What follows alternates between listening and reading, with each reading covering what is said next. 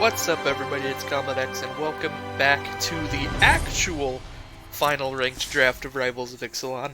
Before they remove it, I miscalculated the dates. I was not very good at looking at the calendar.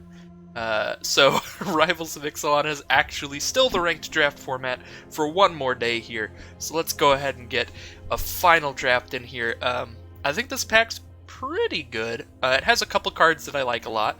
I think Crested Herd Collar's probably pretty great. It's 6 power with trample for 5 mana. Yeah, it is split up amongst a couple 3/3s, so it's not like you're going to have the biggest creature on the board. But 2 3/3s with trample for 5 is still pretty big game. There's also a Wayward Swordtooth. I think this card's also probably pretty good.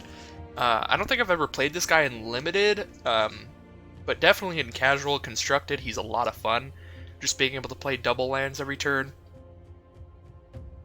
I don't actually know if he's better than Crested Herd Collar, but I do think he's probably a good card. The biggest problem with him is that you're spending 3 mana for something that doesn't really interact with your opponent in any way for a while. Like, you're just spending 3 mana to play additional lands until the late game. Once you hit the late game, then you have a 5/5, which is nice, but unfortunately this guy can't do anything in combat until you have the City's Blessing. Otherwise, this card would just be absolutely insane. But as it stands, I do think he's probably pretty good. And then there's also Jungleborn Pioneer. It's just one of the premier commons in the set. If you're drafting Merfolk, you definitely want to pick up Jungleborn Pioneer pretty highly, especially if you have the Merfolk Lord. Is great with that.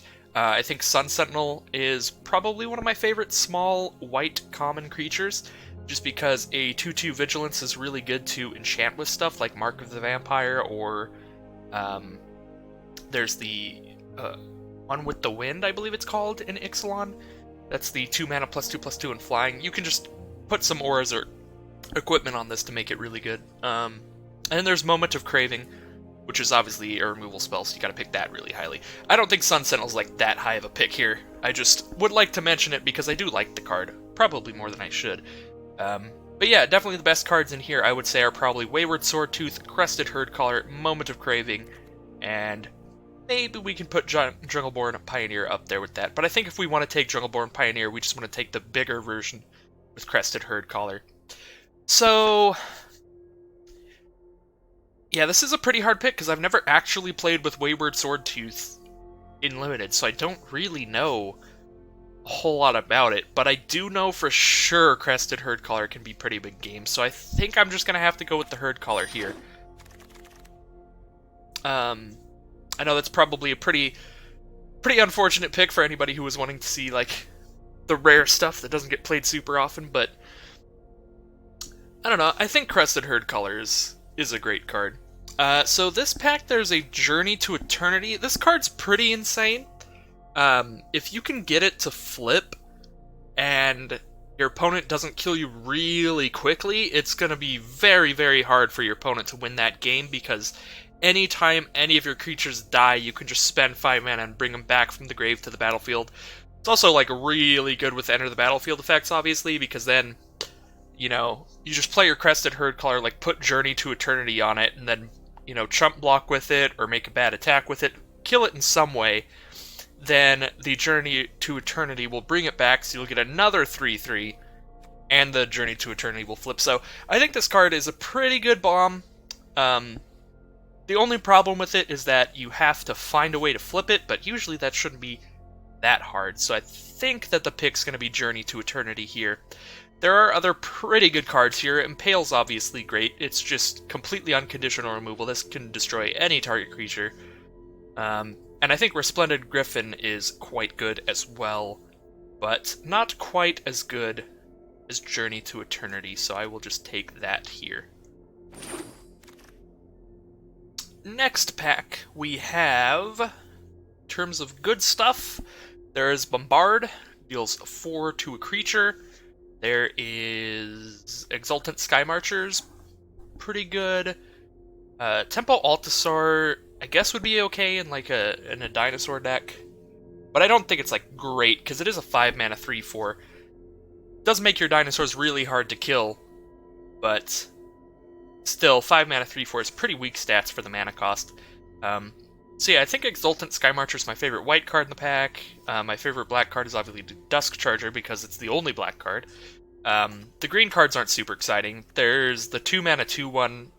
I think I like that a little better than just taking a Knight of the Stampede. And the red card's Bombard's actually pretty good. But I do like Dusk Charger a lot. I think Dusk Charger is a pretty nice pickup. So I am going to take it over the Bombard here, just because we already have a green card and a green-black card, and they're both pretty powerful, so we do hopefully want to end up in green-black. We could get, like, super cut and not be able to play those colors, but I really want to, so I'm just going to take Dusk Charger here, and hope that we can end up in that deck. I did get a comment earlier that was asking about the way I draft, because they said that most of the videos that they saw, people were just staying very open in the early picks, like the first 5 picks, and just not really committing to a strategy for a bit. I get that, and that's definitely a really good way to draft.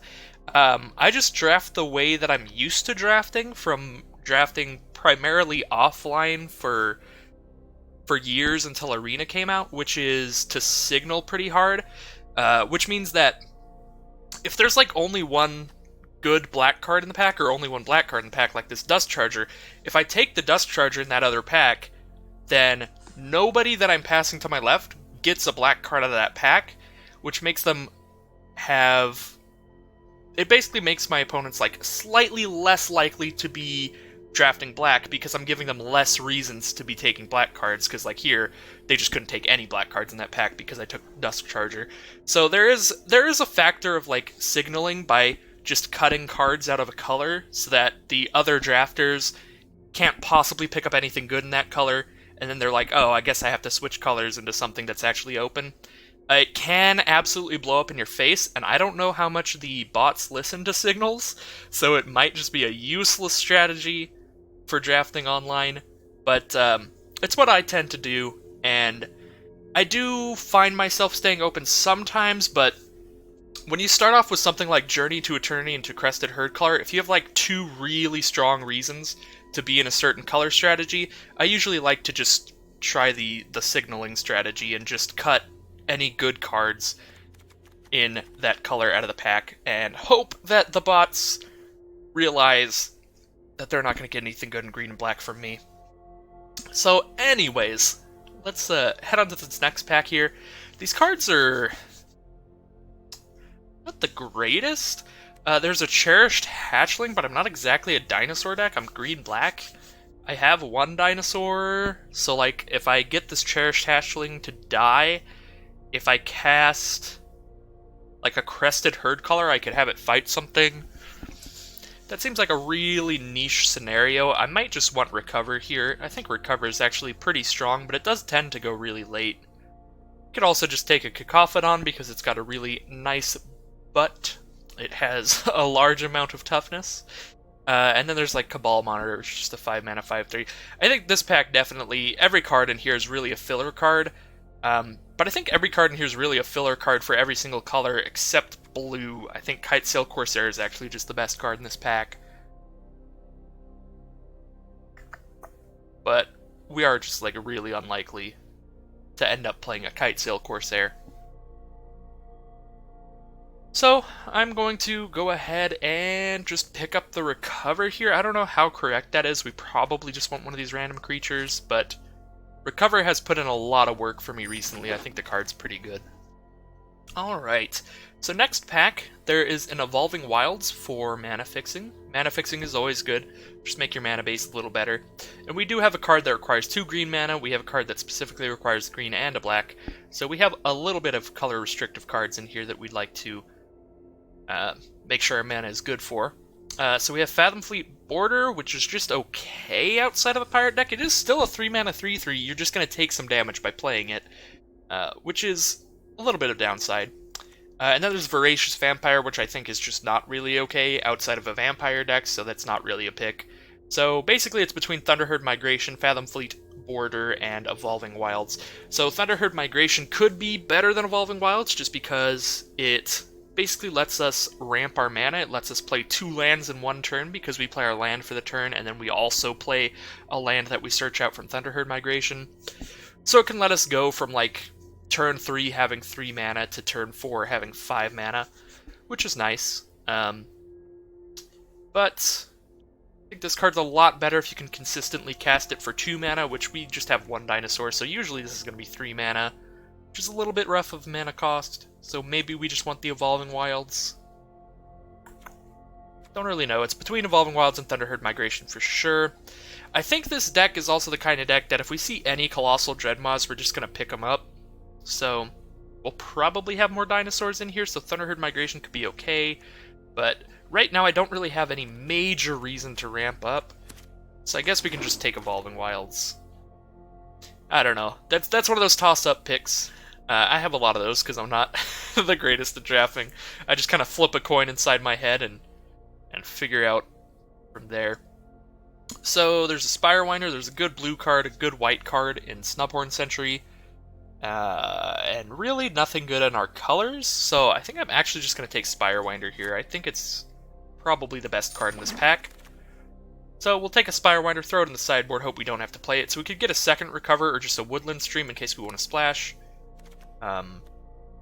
Kind of like the Woodland Stream here because that was a pretty late Spirewinder, so blue could be relatively open. We might be able to pick up some more good blue cards late in these packs, or maybe pick up some kind of blue bomb or something. So this pack is, I think, a pretty easy Overgrown Armasaur. There's really nothing else for a green-black deck. Here we can take a Recover or a Plummet.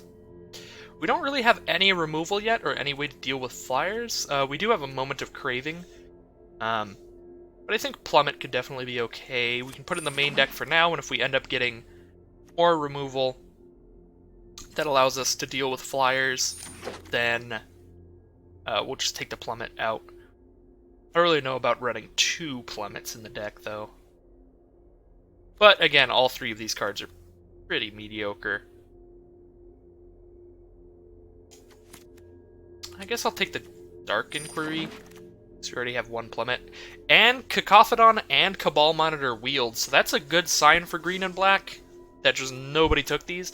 But these are also pretty mediocre, so I wouldn't be super surprised if they just wheeled, because even the people who were drafting green and black didn't want them.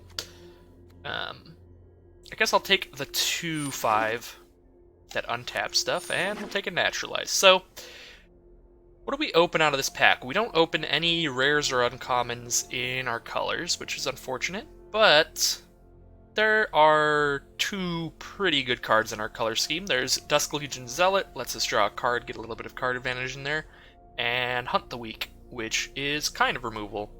And I do think we want to just take Hunt the Weak here.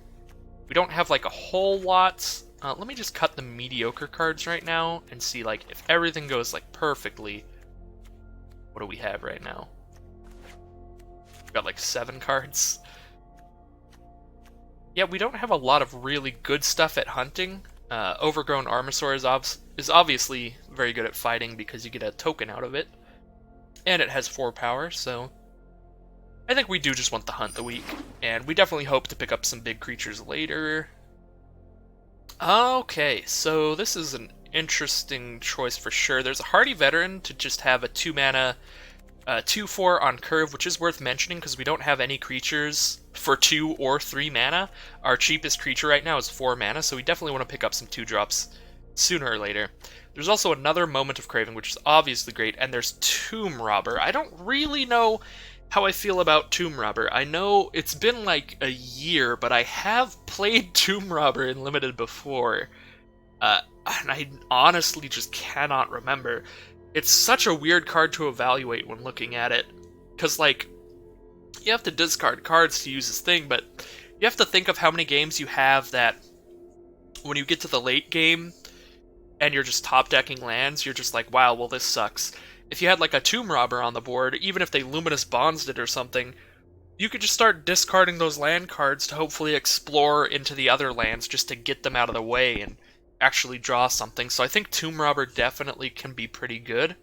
And I'm just going to pick him here, and we're going to see how he does at the very least.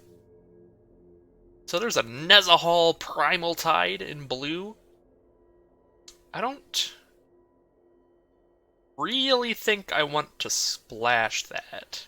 Because it's like a 7 mana 7/7, they can just chump block it. I do get to draw a card whenever they cast a non-creature spell, so that's kinda cool. I just don't think that's, like, insanely powerful. I probably just want one of the 2 mana creatures here.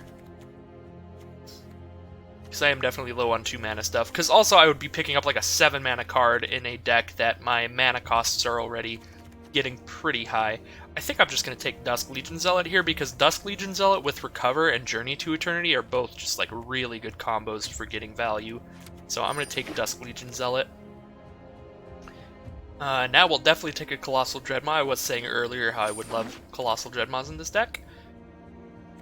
Ooh, hard pick. So there's a Hardy Veteran to get another 2 mana creature just to make sure we've got it, or a Foul Orchard to help the mana base.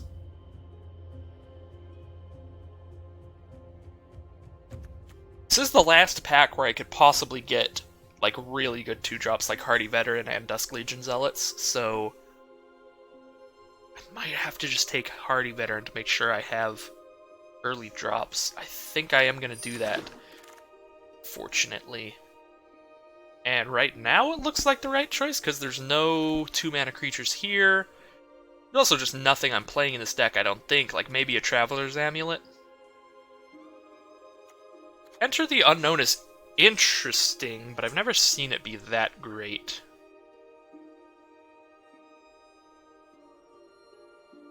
It is a lot more interesting than just taking Traveler's Amulet, though, so I'm going to try out and Enter the Unknown. I might just not end up playing it. So yeah, this is another pack with no like 2 mana creatures that I want to play, so I think picking up the Hardy Veteran was probably correct, as much as it felt bad, because I do like having a dual land or 2 in the deck. We do have an Evolving Wilds, though, so we're alright. You can take another Overgrown Armasaur or a Mausoleum Harpy. I have played Mausoleum Harpy a couple times now recently in videos, and I don't think it ever really did much. Just being a flying creature, though, did kill people, and it also helps me block flyers, which I have like nothing else that blocks flyers right now, so I guess I should probably take the Harpy over the Armasaur. I guess we're taking an Aggressive Urge? Aggressive Urge is an interesting card. There's not a whole lot of times where it will line up perfectly, but whenever it does, it's a great card. If you attack with your 2/2 and they block with their 2/2, and you manage to give your 2/2 +1/+1 and draw a card, then you basically just killed their 2/2 for free, because you're not even trading a card for it, since this just immediately replaces itself by letting you draw something else. I guess we'll take a Negate, because we do have like a Woodland Stream. And here we can take another Armasaur. So we'll take a Voracious Vampire, but I don't really want to play that. Now we'll take a Highland Lake, and a Tillinolly's Crown, and a Sea Legs. Alright, and now we need 8 of these last 14 cards to be playable, so I think we're definitely taking Brassicas Contempt here. There's really not a lot you're going to take over a removal spell that is as good as this in Limited. 4 mana, instant speed, it exiles the card even if it could come back from the graveyard with Recover or something like that.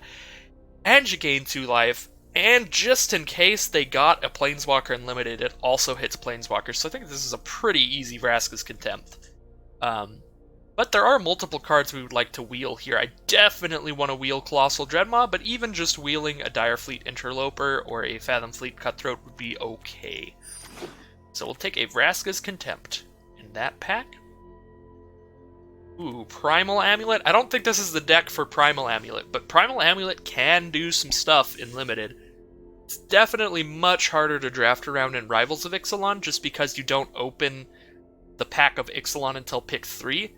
But in Triple Ixalan, you could just draft like a 3-color deck with just nothing but removal. And then if you ever get Primal Amulet, you just like win. But here, I don't think we really have enough instants and sorceries to go super crazy with it. 2, 3. Yeah, we really can't flip it very consistently at all. So we could take a Thundering Spineback. Thundering Spineback's interesting because he's a whole bunch of mana, so in a decent amount of games, like, it's totally possible you just never have the ability to cast him, you just die before you have enough mana. But anytime that you end up in a game where you're both in a board stall and you're just top decking, like you're both just sitting there drawing cards waiting for somebody to get something, Thundering Spineback is super, super good in those games.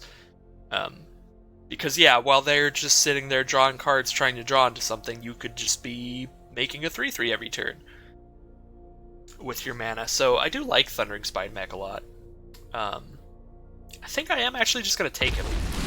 Like, you don't really have to worry about the fact that he gives all of your other dinosaurs +1/+1, because, like, he's good without that effect. You can just pretend that that's not part of the card.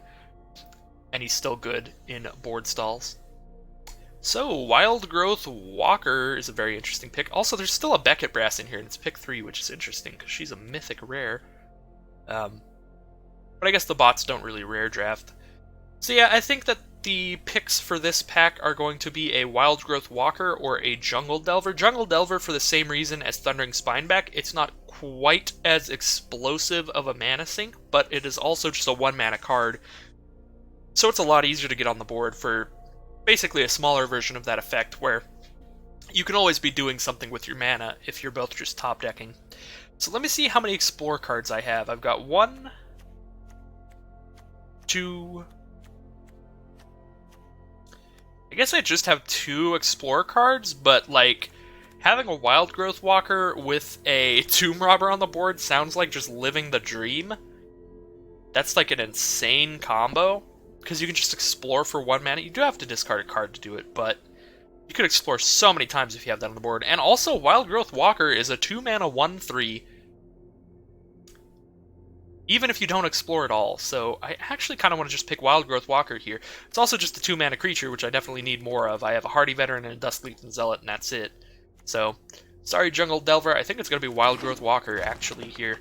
And now, if we see anything that is a decent Explore creature, we're absolutely picking it up very highly here. So there's a Skullduggery, which is okay. I definitely think this is a lot better in aggressive decks. I don't think we're insanely aggressive. We're a lot more value-y.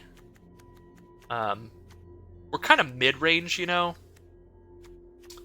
We're between aggressive and control-y. We're not really either. We're kind of just sitting there dirtling around and getting value and attacking sometimes, blocking sometimes, you know? We're right in the middle. So I kind of want to just take Grazing Whiptail here. 4 mana, 3/4 with reach. It gives me another thing that can actually block flyers, which I like a lot. And I definitely like it better than, like, Crushing Canopy. Yeah, I think I'm going to take Grazing Whiptail this pack. Here we have a Skittering Heartstopper. It's another early creature for us to play. We could also take a Blossom Dryad, just because we have a lot of pretty high mana cost cards. That could actually be the pick. Just take Blossom Dryad to help us ramp into these gigantic cards. Yeah, I like the sound of that. I'm going to take a Blossom Dryad in this pack. So Verdant Rebirth goes really well with, like, with sort of the deck theme here. Like, it goes really well on a Dusklegion Zealot just to draw a million cards. Goes alright on, like, your creatures that you don't want to die, like Tomb Robbers. You can just use it to stop a removal spell, basically, and draw a card. And then it obviously works great on stuff with really good enter the battlefield effects like Crested Herd Color, but we've only got one of those. So I'm not super sure about the Verdant Rebirth. Maybe it's just another Grazing Whiptail in this pack. Yeah, definitely, I think, between Rebirth and Whiptail. Crushing Canopy is worth mentioning if you really want... If you want the protection in case your opponent has one of the legendary enchantments from Rivals of Ixalan, because multiple of them are really good. The white-black one is obviously great. The green-black one is great. I think there's another one that's, like, really good, but I don't remember. So... Oh yeah, and there's also the mono-colored legendary enchantments in Ixalan itself, which some of those are really good. Search for Iskanta is obviously great. Vance's blasting cannons is awesome. And I do not remember all of the other ones, but there's a lot of them. So I think I just want to take Whiptail here, but Verdant Rebirth and Crushing Canopy are both fine picks. Skullduggery is probably pretty good as well. But I'm getting spooked about flying creatures. I want to have the defenses. In this pack, I think I'll actually just take the Jungle Delver that I was going to take earlier. And I will take the Explore creature. It's like a whole bunch of mana, but it is an Explore creature. There's nothing else in that pack. Take a New Horizons. New Horizons does combo really well with Blossom Dryad, but the odds of us drawing both of our one-of copies of Blossom Dryad and New Horizons are really low. But I think the card's just fine even if it's by itself, so I guess we'll take New Horizons. Take a Slice and Twain. We could take another Jungle Delver. Yes. Now we'll get a Crushing Canopy nice and late there. Castaways, and a last pick Crushing Canopy. Alright, so we have some cards that we can cut here. We can definitely... This deck is definitely malleable. We can change it around quite a bit. So let's go... I have to cut 6 cards out of here. So if I don't play the more situational stuff like Crushing Canopy, maybe I don't play the Cacophodon, because now I've got just like Whiptails at that mana cost. Probably don't play Slice and Twain.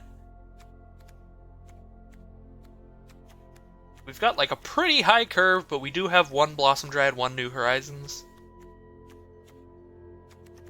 Enter the Unknown is a little awkward, but I do like it with a Wild Growth Walker, but at the same time we only have 1 copy of each, so it's another one of those situations of like, sure, it's really good with Wild Growth Walker, but when we don't, is it that good? I guess it is probably okay in a deck that wants to get a lot of mana out real fast. Because ideally, you explore and there's a land on top, you draw the land on top and just play it. It's like a 1 mana ramp spell. Maybe we just take both the Jungle Delvers out of here. It does look like I'll have a lot to do with my mana just because I have high mana cost stuff. Yeah. I'm gonna try it like this. This is definitely kind of awkward.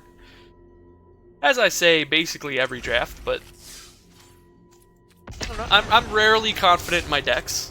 I think the only decks that I'm really confident in are like that red-black pirate deck that I drafted. I was just like, oh yeah, this deck's the shit. But other than that, I usually look at the deck and I'm like, I don't know about this. Alright, opponent goes first. I think this is keepable. We can try to Moment of Craving their first creature, and then we can drop a Tomb Robber on turn 3, and if we draw 1 more land, then we can cast anything in this hand. Doesn't even matter what land it is. I forgot to put my Evolving Wilds back in this deck, so that's worth mentioning.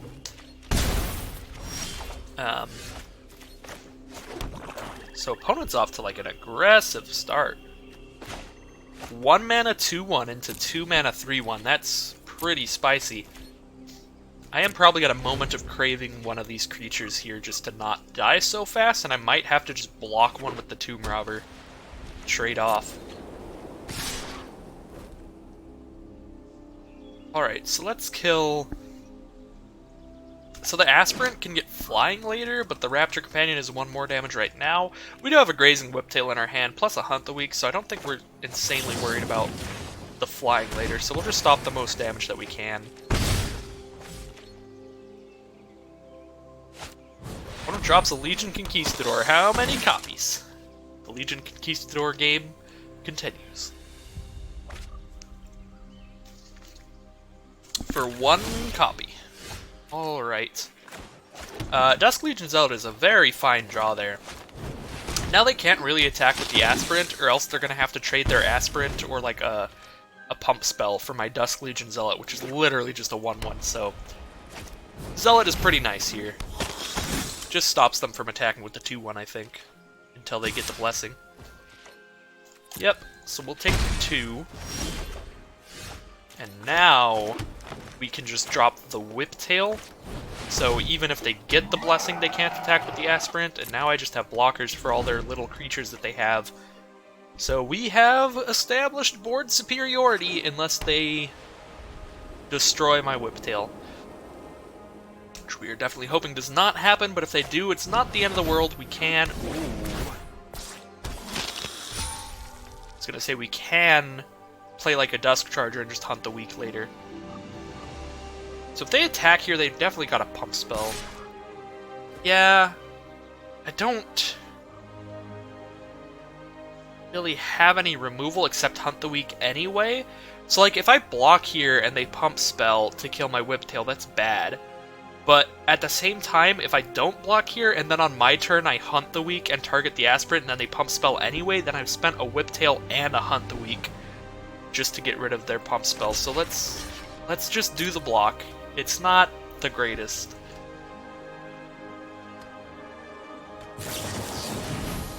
Oops, says opponent. I trade one card for your one card. I do not see the problem. Alright, so we could also just aggressive urge the Zealot. Wait, what am I talking about? No, because I only have 5 mana. I was like thinking I could aggressive urge and hunt the weak, but I don't actually need to do that because Zealot would still just die. So I think we could play Tomb Robber and then we have mana for aggressive urge to kill one of the Conquistadors. We just let him gain some life here and we just don't hunt the weak for a little bit. Because that's only 3 damage a turn. I think I'd rather draw a card here and kill some of the ground creatures.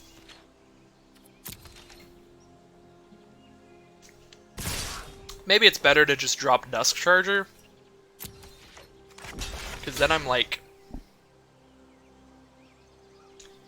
It probably was supposed to just drop Dusk Charger there, but I'm slightly on tilt from the pointless oops.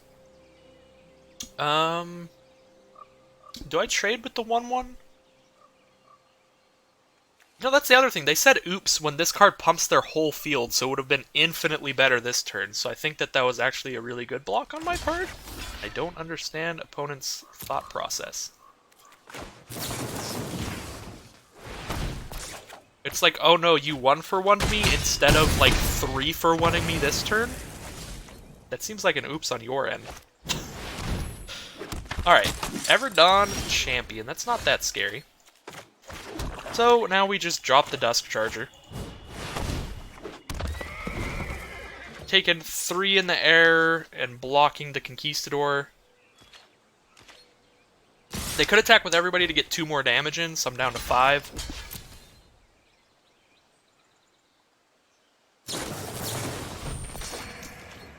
Wonderful. Looks like they just have more pump spells. Yeah, well, that's a hand of cards that do absolutely nothing right now, so that is game. That is unfortunate.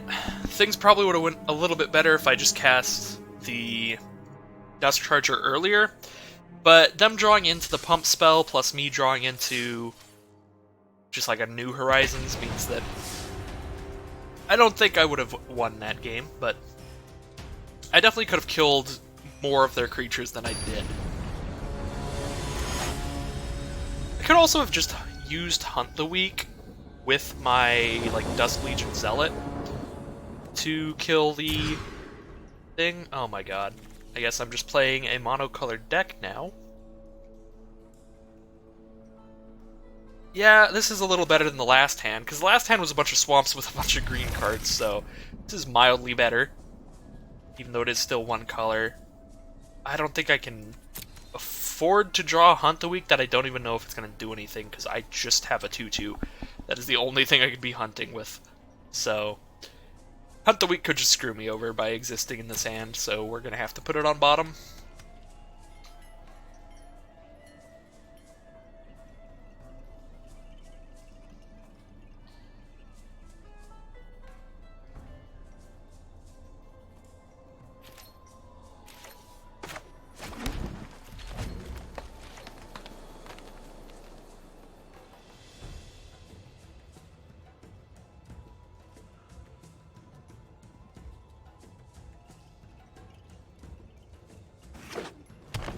Alright, so we're playing against green. They drop down a Traveler's Amulet, so probably many colors. Maybe they're just 2 colors and they have some very specific mana costs they're trying to hit, like double greens, double whites, stuff like that.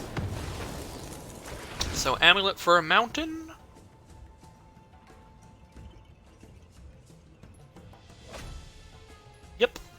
opponent is on Naya Dinosaurs. We drew our Swamp, which is nice, but we also just have no action for a while. I guess we're not insanely far from just casting Spineback, which is pretty good. Because next turn I can play a Forest into an Enter the Unknown. We'll have a minimum of 5 lands out, plus a Blossom Dryad, so that's basically 6 mana. Alright, well this could get us to 7 mana real fast here. I mean, if we just keep drawing lands, we're definitely going to hit the 7 mana for the Spineback. Go ahead and hit him for 2, I guess. So we're at 6 mana right now, so next turn I can go Forest into Spineback. Which is pretty big game if they can't just kill it. Even if they have Luminous Bonds, it's a pretty big game.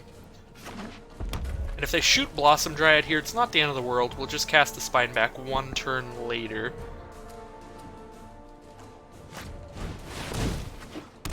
Okay. So that is a Rosca Raptor from our opponent. So we're gonna tap that, untap that, cast a Spineback. And we'll hope that their removal is basically just damage spells that do like 4 damage, like Bombard and like Luminous Bonds and Divine Verdict and stuff. So I think we just avoid going into combat with the Spineback, because they could have like Divine Verdict. And if we don't go into combat with it, we can just make a 4/4 every turn and just not cast anything. So yeah, this is obviously just trying to kill the Spineback. There's no way I'm blocking. They could have Divine Verdict, they could have +2/+2, they could have Bombard. They could have a million cards there. So let's make a 4/4.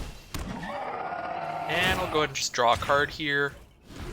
And I'm not going to attack with Spineback, because I honestly think that while the odds aren't like infinitely high that they have Divine Verdict, like attacking gets some damage to them, but if I can just assure that they don't have a way to kill Spineback, I don't think they can win. So I'm just gonna keep him safe from whatever removal they could possibly have. That way I can just make a 4/4 every turn, and like, how do you just beat a 4/4 every turn? Like, there's just no reason to put him in danger, because I do not have to win quickly when I have Spineback out. I can just win nice and slow. And safely. So, 4 damage to our opponents, and we'll see what they got. Spineback is putting in work, he's doing his thing.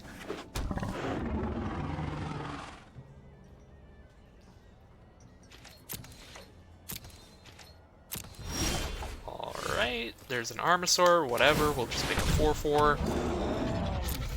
Like, if they ever deal with the Spineback, we can straight up just start casting the things that we've been accumulating in our hand, thanks to the fact that we don't have to play any cards at all, and we can still be establishing a board presence. Spineback is a very nice card.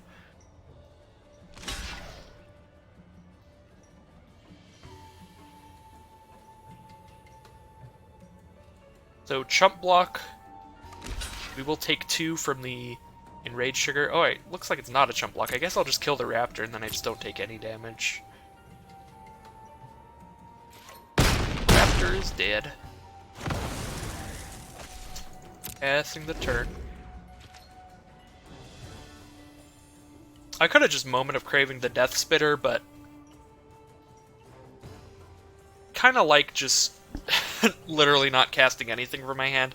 It's probably better to just Moment of Craving that. Ooh, see? I was like, I'm not under any pressure at all, even if they get to kill one of my dinos. So, like, keeping the Moment of Craving worked out very well here, because now I have a Moment of Craving for the Tendershoot Dryad.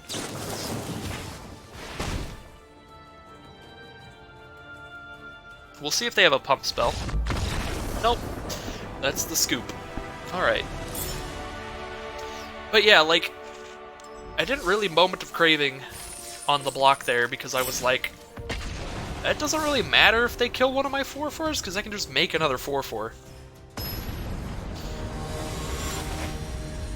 sure, it is the slower play, but it's also the safer play, just like I was doing with the big old dino in the first place that was pooping other dinosaurs out. It's like, yeah, I could be more aggressive, but it's a much less safe play. So both of these hands are absolutely awful.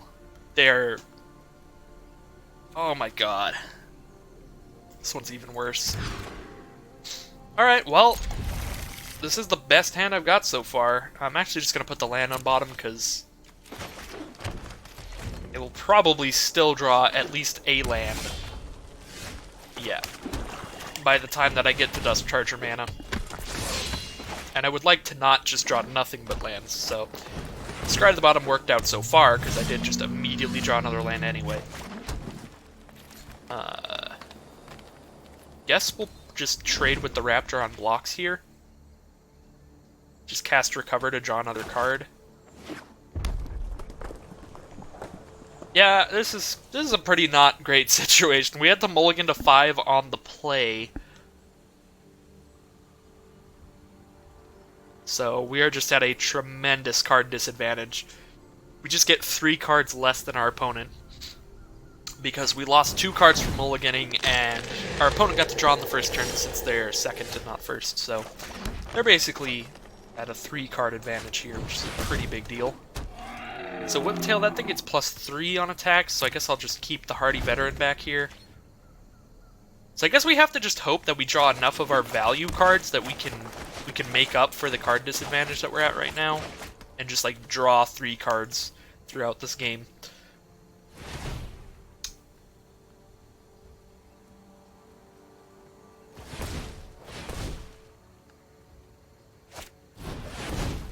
Needle-Tooth Raptor. Well, that's really not good.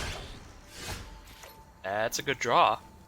They could have, like, Hunt the Weak or something, so I think it's probably safest to just deal with it right now. Yeah, that way they can't play Hunt the Weak on Needle-Tooth Raptor and Hardy Veteran. That kills Hardy Veteran, and then they do 5 damage to Grazing Whiptail with the Enraged Trigger, and they get to keep Needle-Tooth Raptor? Yeah. I think I had to just kill Needle-Tooth Raptor there, because if they had Hunt the Weak or the dinosaur version, Savage Stomp, I believe it's called, either of those cards would just destroy my whole field and put a +1/+1 counter on the Raptor. That's a major game.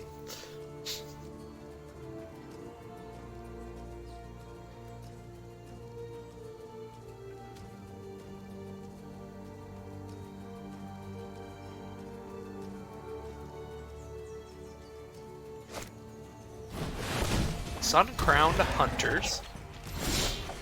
So there's the 4 wounds dealt damage, does 3 to an opponent. I could save Aggressive Urge mana, I could attack and Aggressive Urge, I could play a Dust Charger, I could attack and then play a Dust Charger if they don't block. Yeah, I think I'll just attack here. If they don't block, I play Dust Charger. If they do, I play Aggressive Urge. Alright. And we'll let them do whatever Hunt the Weak type stuff they're gonna do here.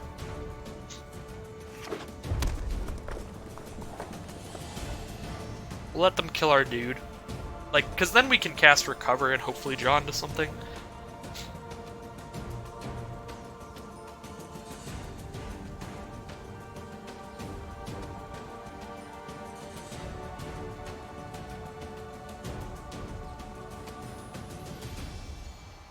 Opponent definitely has just like a lot of mana, so the draws have somehow sort of evened out, just in that they've drawn so much mana, but I don't think that's a totally fair argument,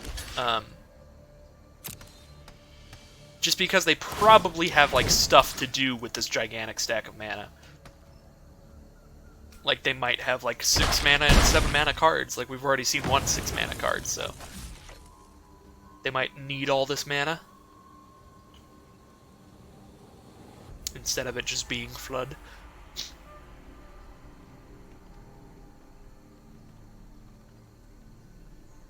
They are now doing... Yep, there's the Hunt the Weak, so we would have just stone cold lost the game immediately if we didn't Moment of Craving that dude. The Needle Raptor. So we're going to recover here and hope to draw into something. Could just pick up Hardy Veteran and cast it, but I think I'm just going to pick up Whiptail.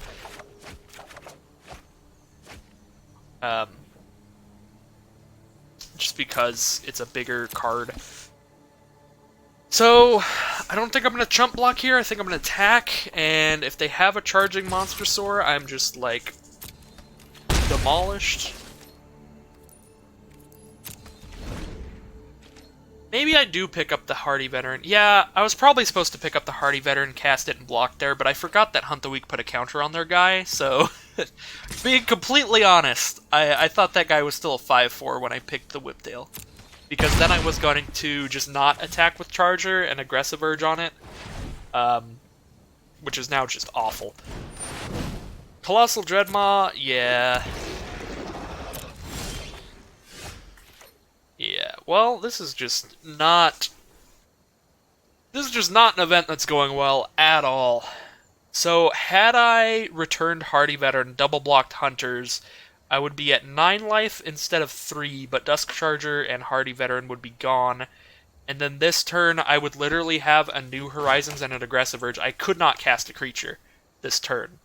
So I would just cast New Horizons, maybe even Aggressive Urge their Dreadmaw to try to draw into something, and then I'm just taking 6 and go down to 3. Don't think I could win this game. But I did play poorly, if that mattered. Yeah, I don't even have like a play that I can survive this turn, because if I chump block the Hunters with anything, I'm taking 3. So like, I guess I could be at 1 life. I could be at 1 life if I block Dreadmaw with my 3-4 and Hunters with my 3-3. So yeah, I think we're just done with that game. That was the multi-5 like auto loss, but definitely could have been played better to where it would have been like an impressive fight for the multi-5 on the play. But there was just no winning that game.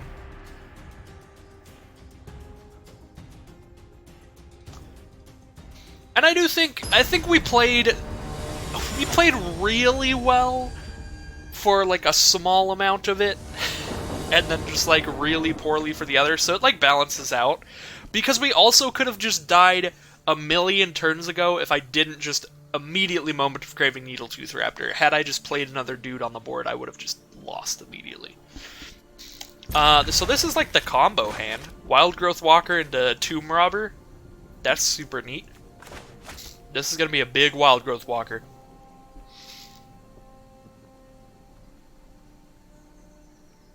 So hopefully they don't have a removal spell for the Wild Growth Walker, because I want to see how large I can make it. So I'm at 1 win and 2 losses here, so... yeah, I'm super casual. I'm like pretty heavily a Johnny, which means that I like stupid combo stuff. So I think this game, rather than just trying really hard to win, I'm just going to try to make Wild Growth Walker as big as possible. Which is probably not going to be that big, because this does not look like a winning game right now. They are on aggro Pirates. They got to start with a 1-mana 2-2. I guess they're just on red-white aggro. I can't let them kill this Wild Growth Walker. If I let them kill the Wild Growth Walker, I can't make it super big. Oh my god. Alright, yeah, they are going off. Alright, so we're going to enter the unknown.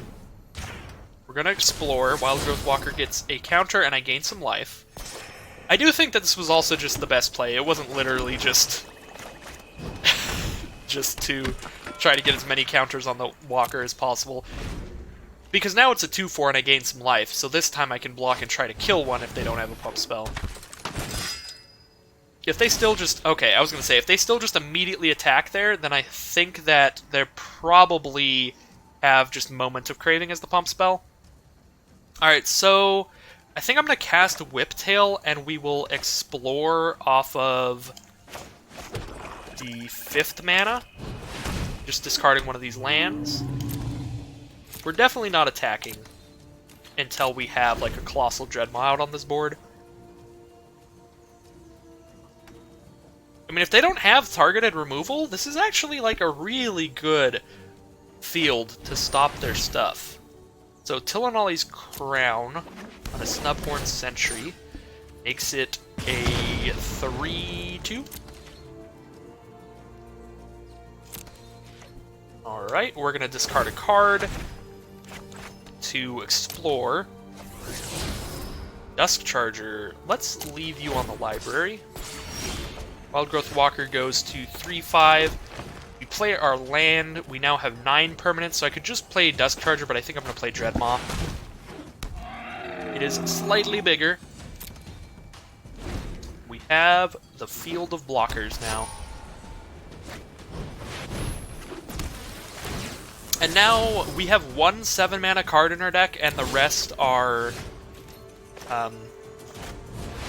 like 6 mana and below. So now we just explore every single land that we draw for the rest of this game. So if I attack with Dreadmaw, they just trade with Sentry. That's not the greatest. Do I just have to wait until Wildgrowth Walker is like ridiculously unbeatable? And Tomb Robber is ridiculously unbeatable? Like, I don't know. They've got a flying creature now, but I have the 3/4 reach. This is definitely going to be a long game, but I have mana sinks that just keep getting bigger, so... Do I want 2 3/3s? Probably.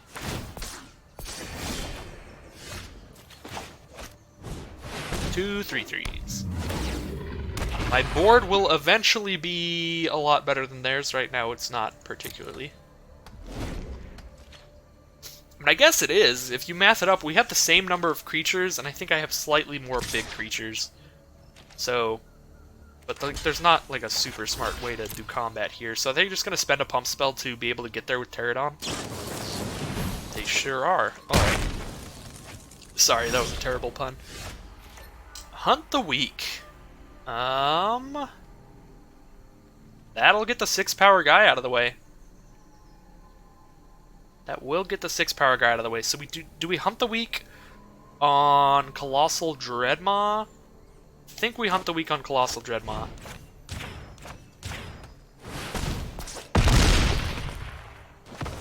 Six power guys out of the way.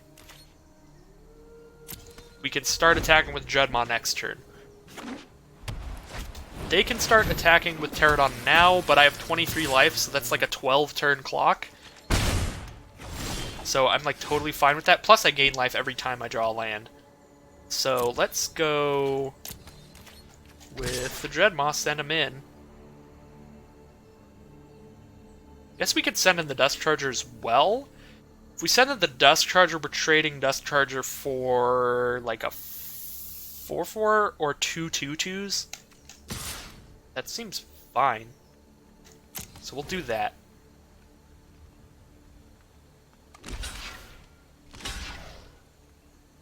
Ooh, they're going to trade Dreadmaw for 3 3/3s? Alright, that will definitely lower the board. So we're going to kill the one that pumps. Wow.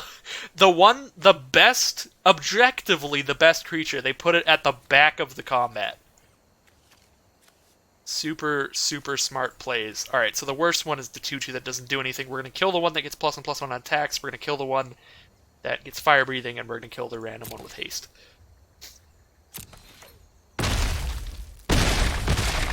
Alright, we have lowered their field a lot, and I think now we can just start attacking with the Wildgrowth Walker too. Or at least soon we can do that. Steadfast Armasaur. Alright. So it deals 3 damage to a creature blocking or blocked by it. So we're taking a couple damage in the air. Let's explore this forest away. New Horizons. How many cards are left in my library? I've got 23 cards left. I can totally just mill that.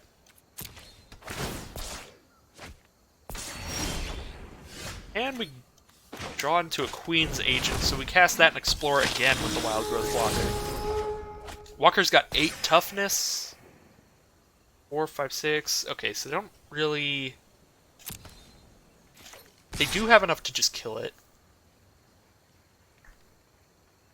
That's like if they block with 8 power of dudes. That's going to be 4, 5, 6, 7, 8. They block like that, and I just get to kill the Horncrest and the Buccaneer.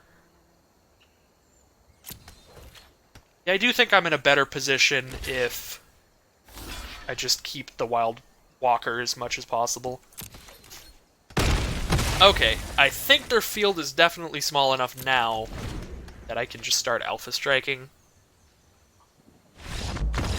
Alright. Alright, Tomb Robber plus Wild Growth Walker is a major combo.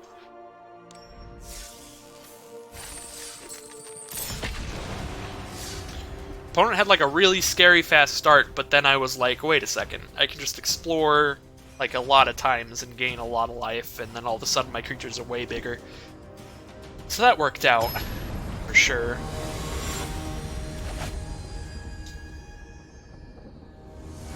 Man, I feel like, is that silver, or is that platinum, or whatever the next rank up is?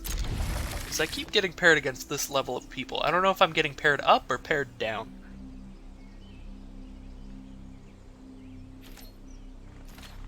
Alright. So this hand's awkward because it's only got one color, but I really do not want to mulligan to 5 and immediately lose to end this tournament. That would just be a poopy way to end it. And yeah, we can cast a Blossom Dryad and an Armistar pretty easily with this hand. And now we've drawn the Swamp, so we can cast basically anything in our deck.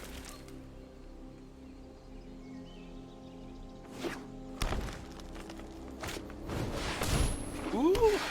Opponent is on green-white dinosaur ramp. And they're getting there. They are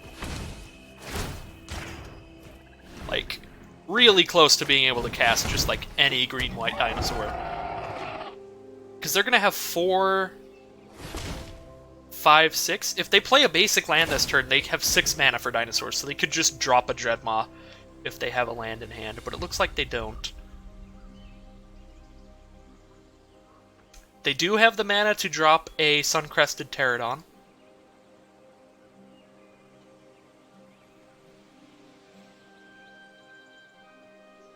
Or a Trapjaw Tyrant. Lots of good stuff they can still cast.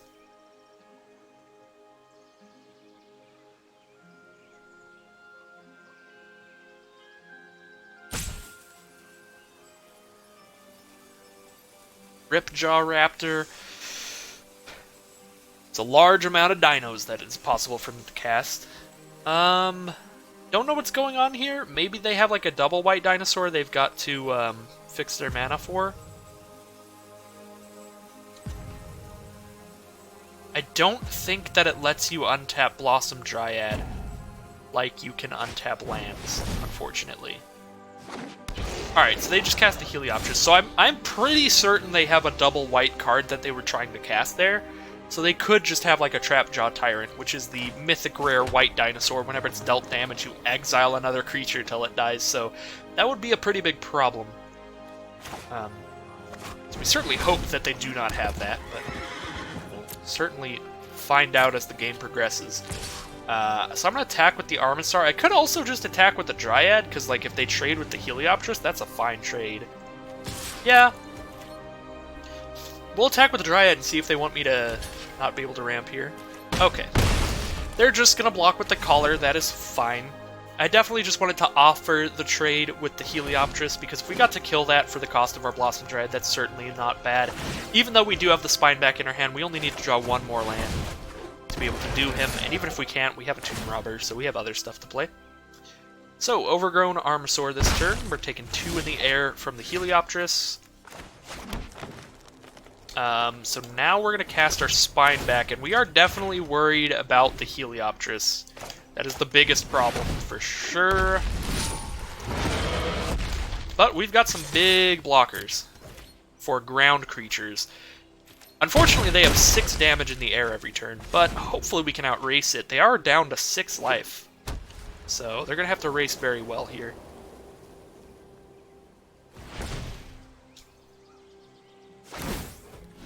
Untap the forest.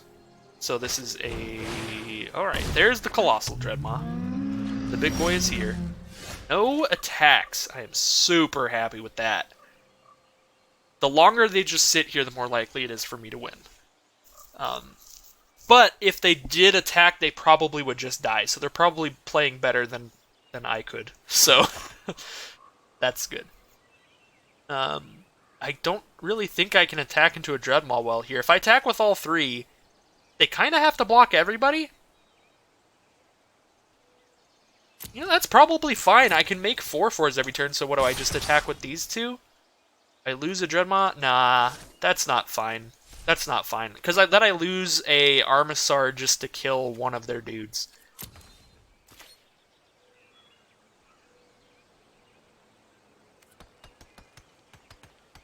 Do I drop a Tomb Robber out right now? I think I'd rather just have a 4/4. But Tomb Robber can help me cycle into something to deal with the flyer. I think I just pass the turn and make a 4/4. Another Colossal Dreadmaw. So they can attack with Helioptris Dreadmaw here. See, now I'm really worried. Because we do die really fast when they start sending in the Helioptris, but they also die really fast on the Crackback, but that's just going to get worse for them every single turn. I guess I'm actually just playing these lands so that one turn I can cast Tomb Robber and a 6/6. Or and a 4/4, not a 6/6.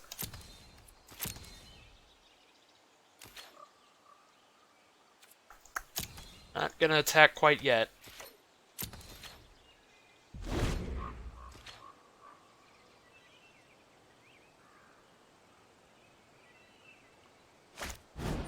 Hunt the Weak. Alright, well they got there. I do have Recover, but I don't have the mana to recover and still cast the Spineback. So this is a major problem. I take 9 this turn, and then I take 9 next turn. I think I just lost. They're attacking with only the Helioptris. Interesting. Okay. I really would have expected attack with Helioptris and Dreadmaw, that way I'm dead in 2 turns. They would have to just, like, chump block with everything. But yeah, that makes me have to have an out, like, immediately. But now I have one more turn to try to survive. And Mausoleum Harpy can hopefully get there. That can block the Helioptris. Yeah. We cast Mausoleum Harpy here.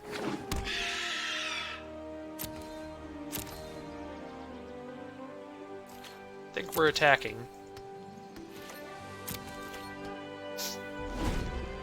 They have another removal spell.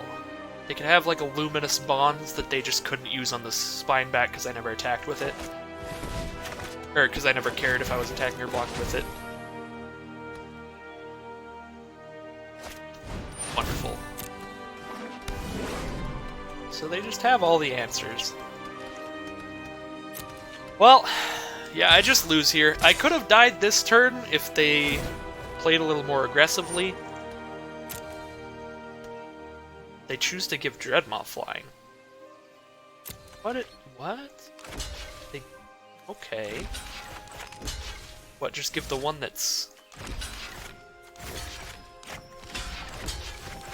I'm confused by that. Give the one that's not attacking flying?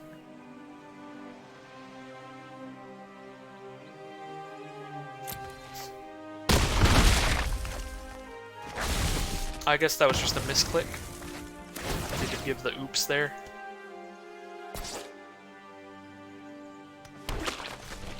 And I need all the help I can get. If they want to give the wrong one flying, that's super cool with me. Jungle Boar, Pioneer. Alright, so ground dudes does not really matter. I mean, they hit me for 9 flying next turn, that's a pretty big problem. Ooh. I can gain some life this way to hopefully not die so fast. And that's just the plan, is to gain life here. Still don't really have any good attacks yet, but I'm getting real close, I think.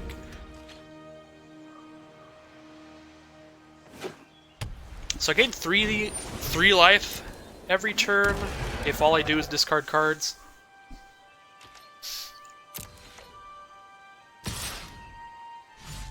And I can try really hard to draw into a Moment of Craving or Brassicas Contempt this way. Either of those definitely gets me the win. Alright. On top deck.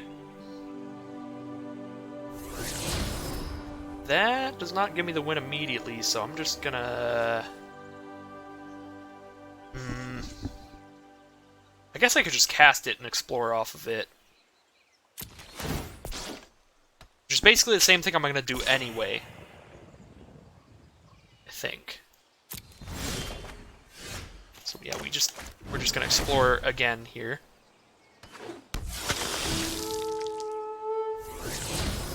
Dreadmaw, you don't do it. You really don't do it. And I have to discard the spine back to survive here. It is possible. I don't like it, but it's possible. So if I attack with everybody, what is their best blocks? They block my 3/5 with the 4/4 and get a counter, and get a token. They block, let's see, 1, 2, 3, 4, 5, 6 blockers. I have 1, 2, 3, 4, 5, 6, 7 attackers. If I attack with everybody... God, math is so hard. If I attack with everybody, I still have a 4/4 lifelinker to block. And I can gain 3 more life if I have to. You know what? Flunge. We have to do something here.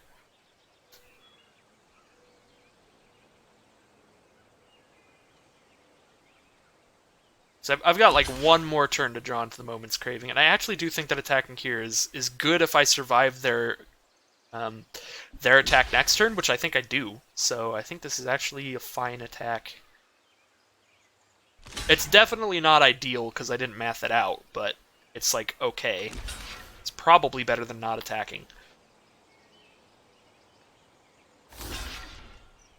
So we're trading Armosaurs. We're killing like most of their field here, and I get to keep some stuff. Seems really good. Yeah, I could just discard a card with the Tomb Robber, and then they're dead on board.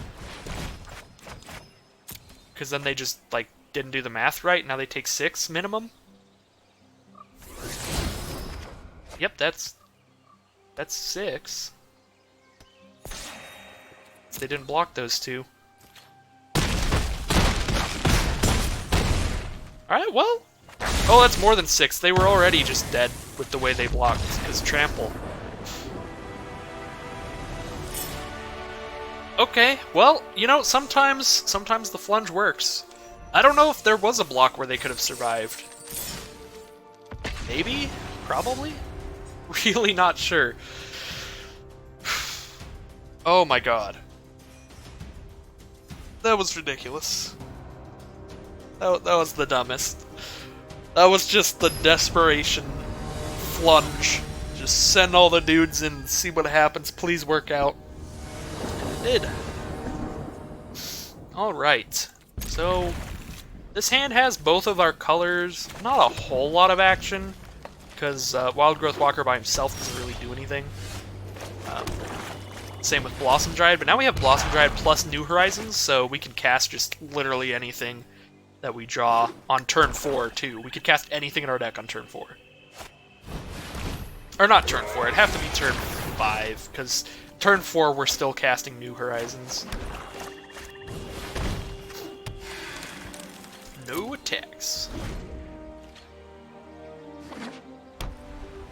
Probably gonna just hunt the weak that guy. Hunt the weak the lieutenant. Oh boy.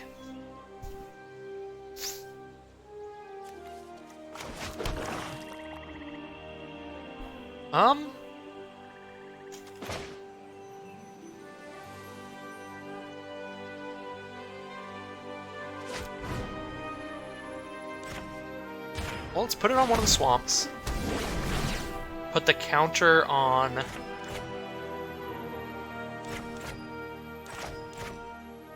the walker? Make double green.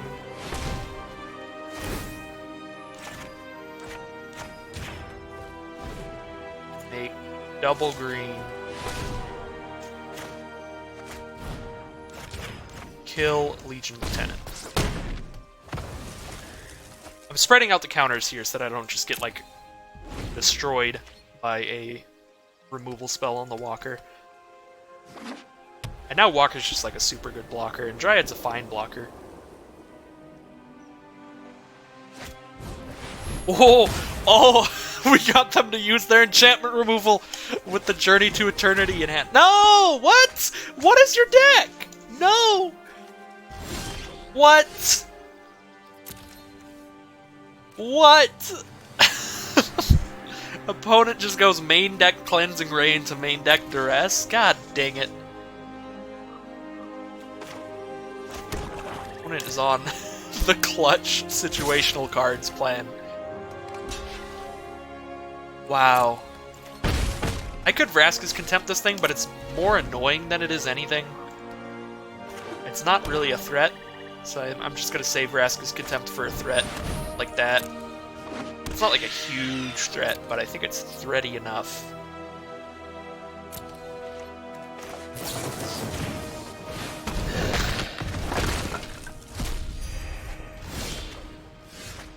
Sick draw. Alright. You just send in. And then if we ever draw Tomb Robber, then we're just running all the way to the bank. Until I draw Tomb Robber, and then, like, they've got Skullduggery for the one, the -1/-1 on it.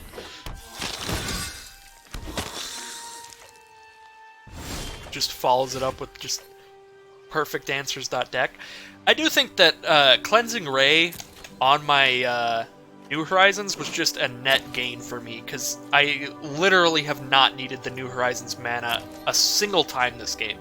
The only time I ever needed it was the turn I cast it, so by the time they destroyed it, it was already basically useless. So we just got them to spend a card for basically nothing, which is nice.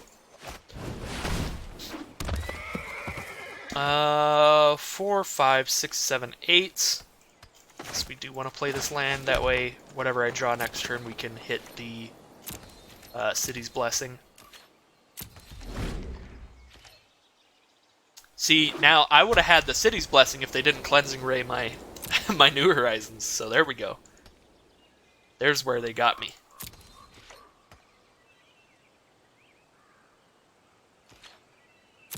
God, that was just a roller coaster of emotions. I was so excited that they used the enchantment removal before I cast Journey to Eternity, and then they duressed me. I was like, oh. I mean, if I attack with Dusk Charger, I'm trading with a 3/2. Not great. If I attack with Dreadmaw, I'm trading with, like, the 3/2 and the 1/1, which is still not great, but then I can make their field just the Everdon champion, and I can finally start attacking again, maybe. But they do have multiple cards in their hands, so they probably just have a Divine Verdict or something to throw at the Dreadmaw. Don't think the Dreadmaw is long for this world.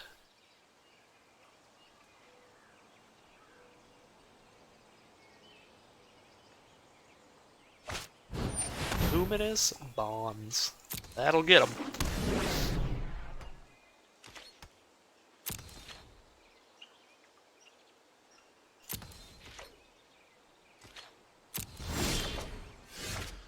Oh boy. Ooh boy, we got the Mana Sink Dino now. Please don't kill this immediately. I would be sad. Well, if they don't kill it immediately... Mana Sync time is here. Probably still just not attacking. Probably just going to start sending in 4/4s when I get the chance to. If I attack with Dust Charger, I could probably get rid of the Paladin, but they do just block the Paladin and Everdon Champion, and that's all I get rid of.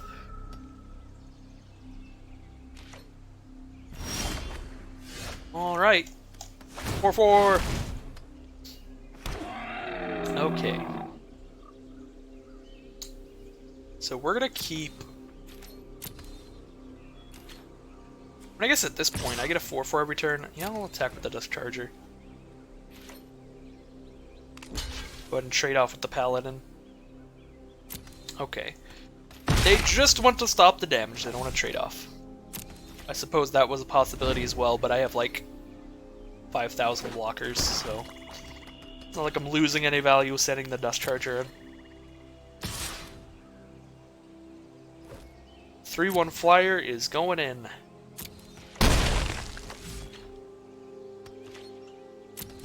Do not think that they can outrace the Spine back here. Do I actually just cast Queen's Agent here? I think I do.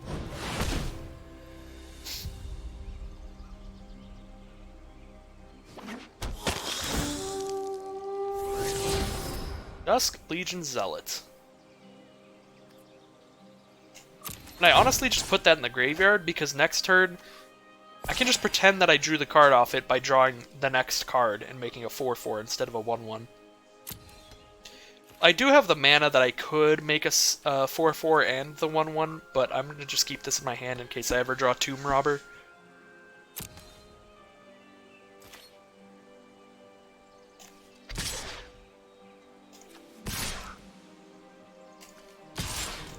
Send some boys in.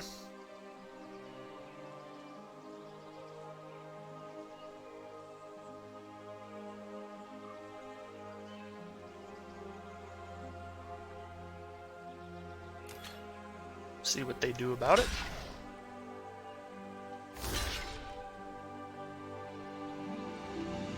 Oh, these all just chump blocks? I thought they would have tried to kill one with the Everdon plus Paladin. Okay. I will take chump blocks. Oh, they have a pump spell in hand? Oh, Moment of Craving. Alright.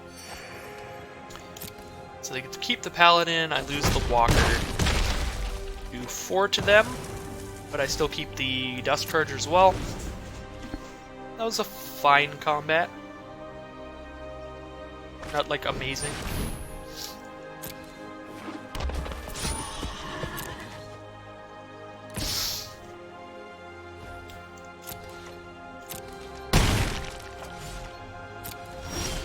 Now they have a 5/5 of their own, which is mildly problematic.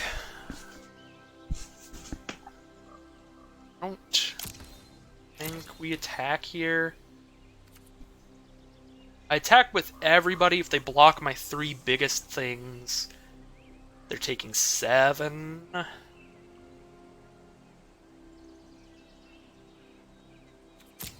I don't think I'm attacking.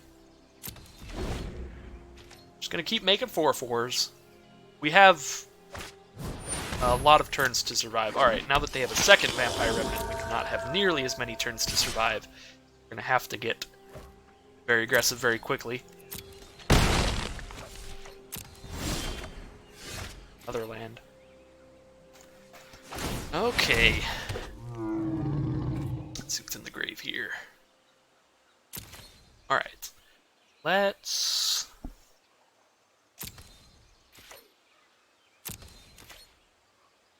send in the 5/5s, send in the 4/4s. Yeah, they get to make one, like, really good block, and the rest of the stuff, they have to let some things die or take some damage.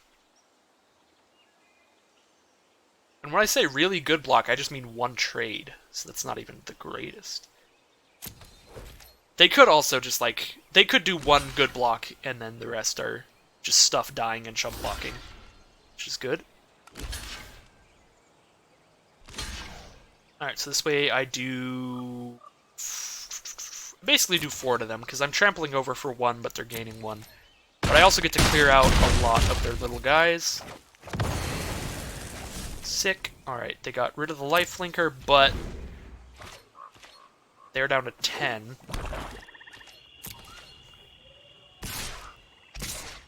And now they only have a 5/5 and a 2/2 to block. So now we just have free reign to get in the Dust Charger plus the 4/4s. Jesus Christ. Alright.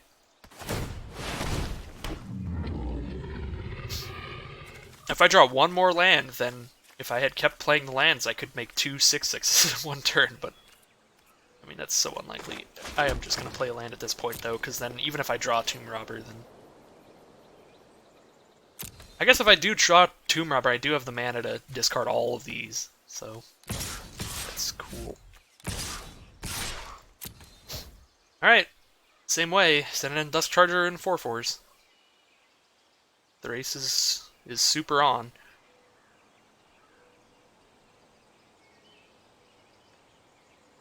This Thundering Spineback has put in a lot of work in this tournament. So, if there was ever a correct pick that I made in this draft, it was Thundering Spineback. That is pretty much confirmed at this point.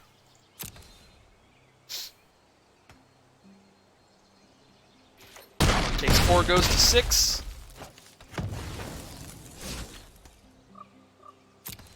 I just realized if I attacked with everybody, they would have died. I will just attack with everybody this turn, then. That was kind of dumb. Send in the flyers. Like, unless they have some kind of super special secret power card.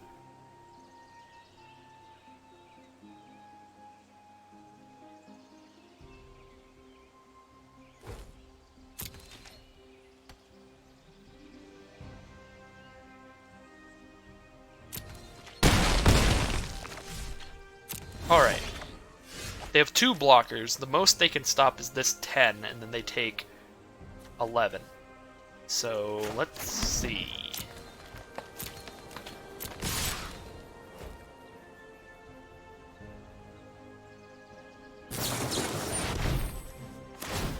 They did have the Divine Verdict all game, which is, as I was saying before, why I was just never attacking with that guy. I think they're still dead. Yep, they take exactly 6.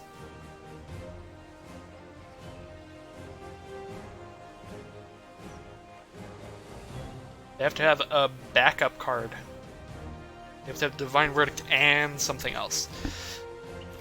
They are still just dead here.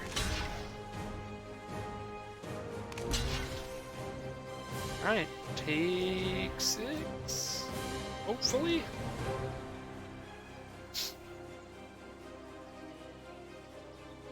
So I'm doing this because if they have a pump spell like the +2/+2 thing, I would just die next turn. Alright. That was spooky. Their last card almost got there. It would have had to do 1 more damage and they could have survived that attack at the very least. Which would have given them another draw step to try to just kill us. Alright, 4 wins. Definitely more than I thought we were going after that Mold to 5 game. That was pretty disheartening. Well, I think both of the losses were pretty disheartening. We had the Mold to 5 and then the loss against Uber BMer.exe.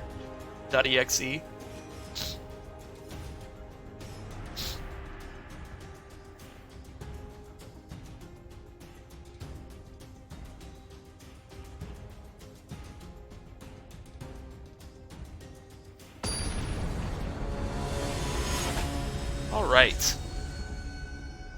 So, heading into another game here. Oh my god. You know what I have realized with these hands? I have forgot to put the Evolving Wilds back into this deck this whole time. So, it is slightly possible these hands could have been 1% better this whole time. But these are still just objectively awful draws with, like, with the way the deck is built as is. These are not particularly lucky draws. But hopefully we can just draw into a swamp and it'll all be okay. Alright, so opponent mulls to 6, scries 1 to the bottom. But they're on the draw, so that's not terrible.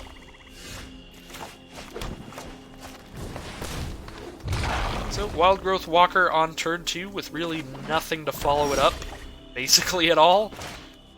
I could Aggressive Urge just to try to draw into something. I think I'd rather just save the Urge, though.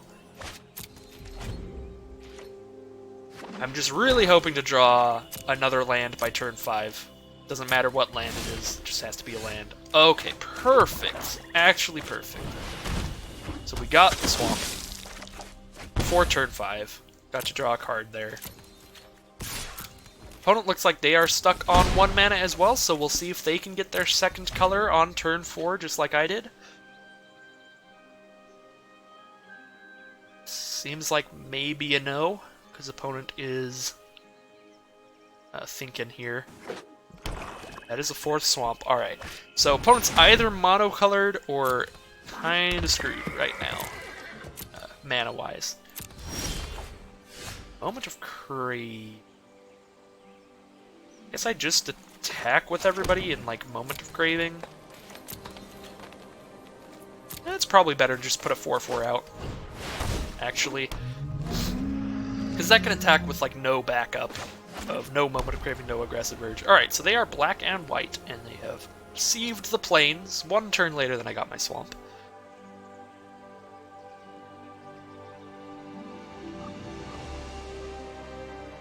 So, they might have, like, a Skullduggery. Okay, so Mausoleum Harpy is the play.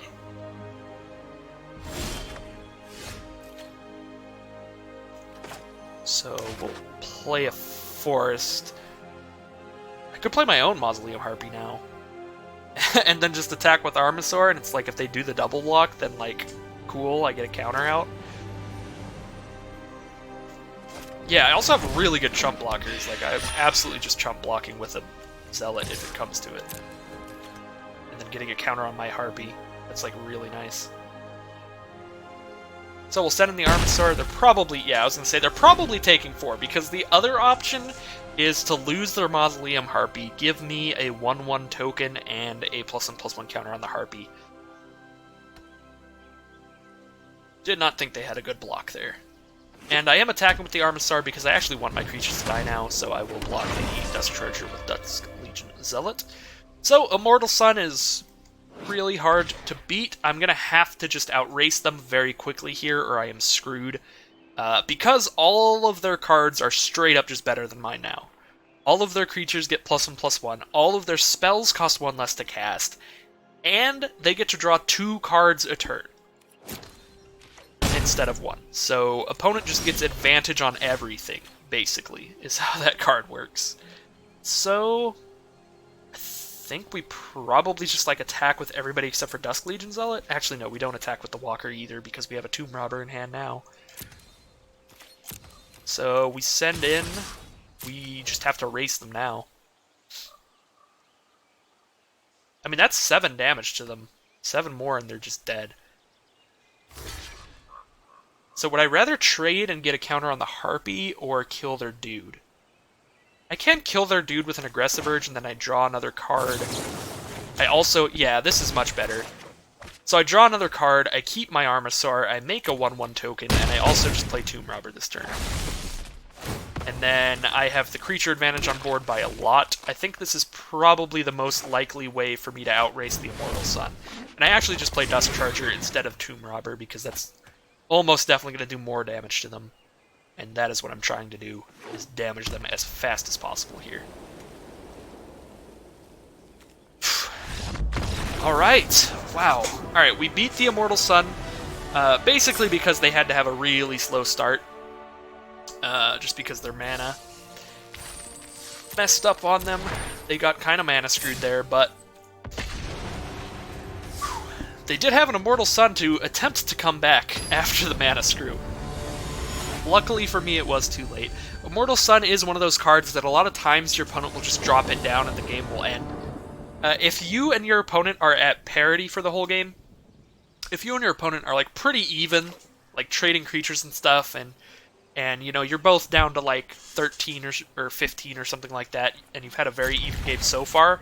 If your opponent casts Immortal Sun, it's almost always just over. The only way to really beat Immortal Sun is to play super well, or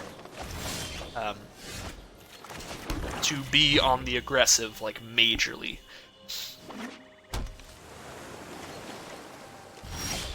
Alright, so this is a real slow hand. Don't really play anything till turn 4, but there's a Journey to Eternity in here, there's a Colossal Dreadmaw in here, there's a lot of good stuff. Are they going to negate New Horizons? No, okay, they're just going to play a 3/3. I would have been very happy with that play, because I can cast everything with just my lands except for Dreadmaw anyway. So, would have loved to draw out a negate for the New Horizons, but as it stands, we're still fine. We just play a 3/4 here.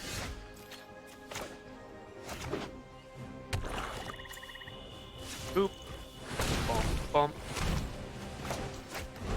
Raising Whiptail. And then we enter the unknown to ramp a little bit more. Maybe draw a card.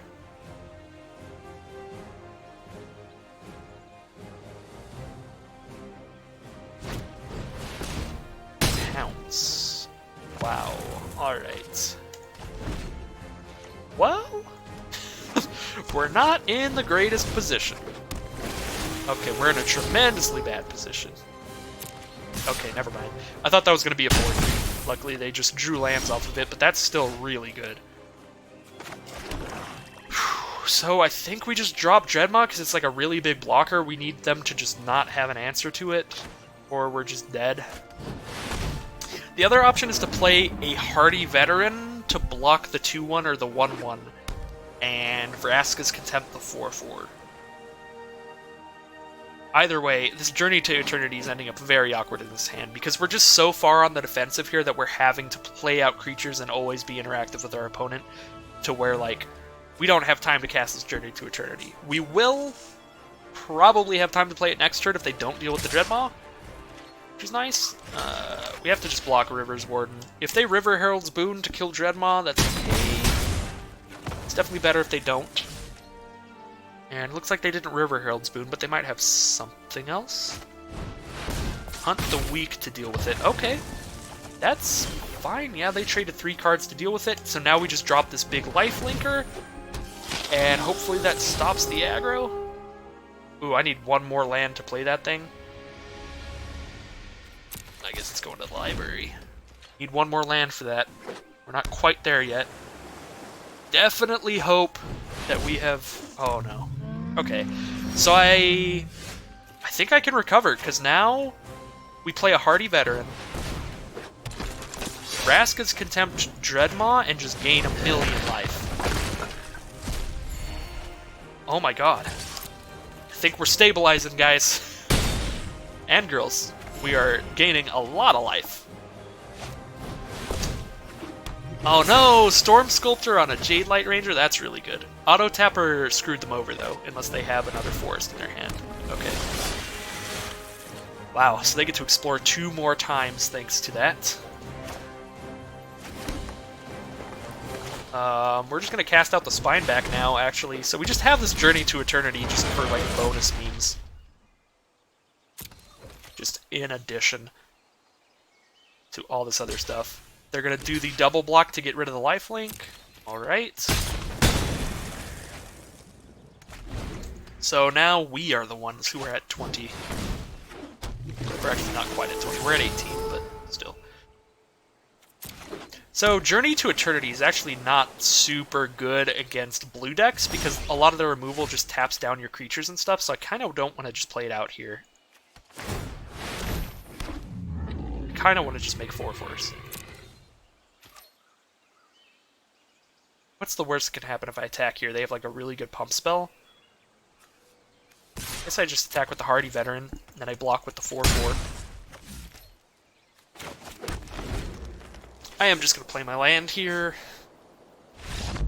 Alright. That was a pretty major recovery there. They started really scary.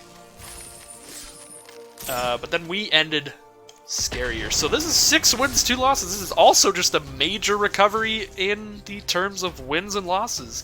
We basically just like started out with these 2 losses in like the first 3 or 4 games, and now we've just had a win streak to get right back into it. Luckily we have 6 wins now, so we have already, I think, won as many gyms as we spent to play this, so whatever happens here, I am happy. This is the final game of the round.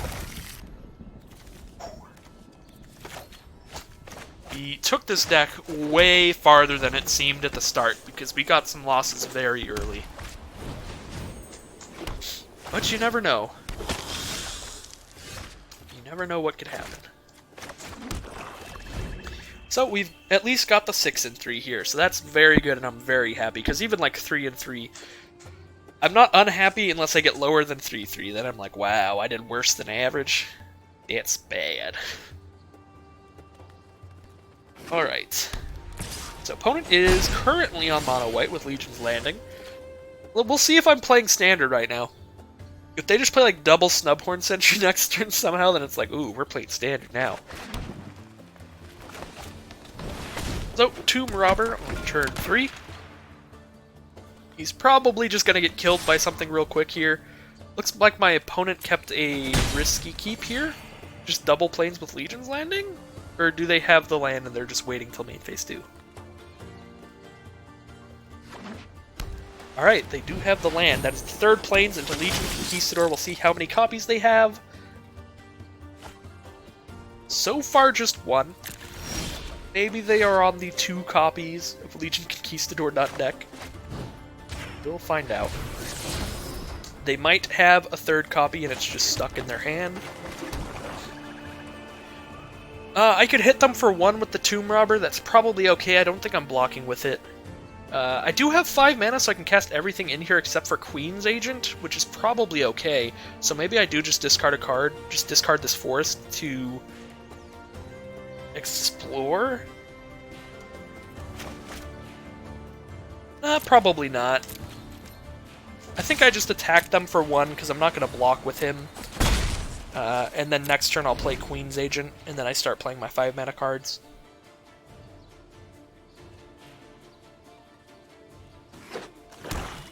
Alright, they have got their 2nd color.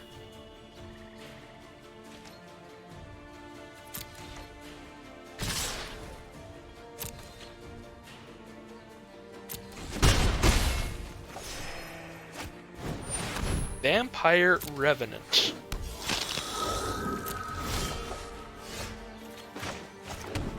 So I could play a Mausoleum Harpy just because it can block the flyer. I could play an Armasaur because they're almost definitely going to be attacking with all these dudes to flip the Legion's Landing, and Armasaur just like makes a 1/1 when it blocks their stuff instead of me just gaining some life. I kind of like Armasaur a little bit better here. I could also just explore discarding Legion Zealot and get basically as much value as if I had just played it anyway. Because I'm probably not going to have a time to play it soon because I want to play this 5 mana card and this 6 mana card. So Dusk Legion Zealot is definitely a card I'm going to be playing a long time from now, whereas I could just explore and get a little bit of value out of it right now. So, Sanguine Glorifier, maybe they just put the counter on the Revenant and just don't even worry about flipping Legion's Landing. Ooh, nope, they are going for the flip. So I'm going to go ahead and explore off the Tomb Robber here. Wild Growth Walker. I mean, it goes into the library because of the combo, you know? So, yeah, we kill both the ground dudes, take 4 in the air. You get a 1/1 Sapperling.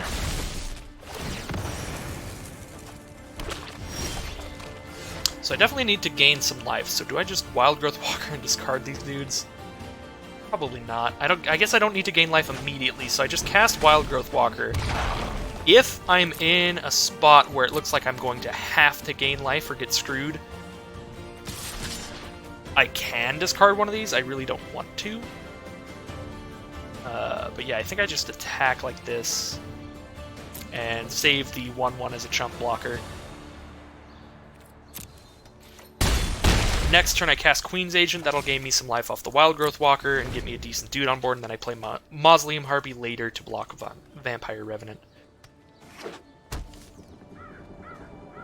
It's also like the later I play Mausoleum Harpy, the less likely it is that they have the removal to deal with it, so Mark of the Vampire on Vampire Revenant is a super big problem. Because now Mausoleum Harpy won't even be big enough to deal with that. They're also just going to gain 1,000,000 life. Alright. So we need to draw removal of our own. Hunt the Weak works. But it doesn't work like super well. Because we have to lose our Armasaur to do it, which is a little bit sad. We'll just do the attack. We will have to lose the Armasaur, but like the alternative is basically to just die. So we'll do this.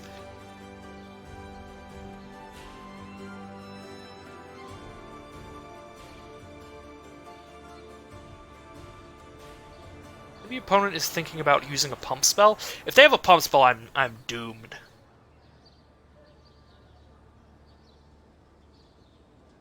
Because if they have a pump spell, they can basically just counter my Hunt the Weak.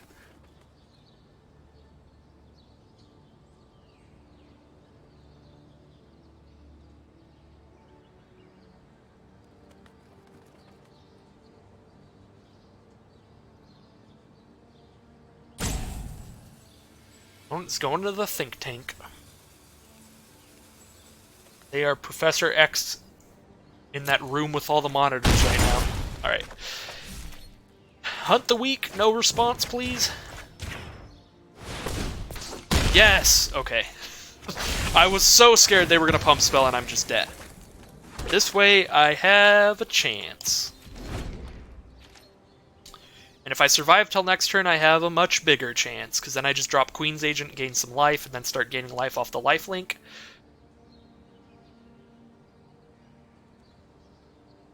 Opponent's at like a whole bunch of life with an Odonto, so it's not like we just get a free win here. This is going to be a really hard fight to try to win. But I'm going to do my best.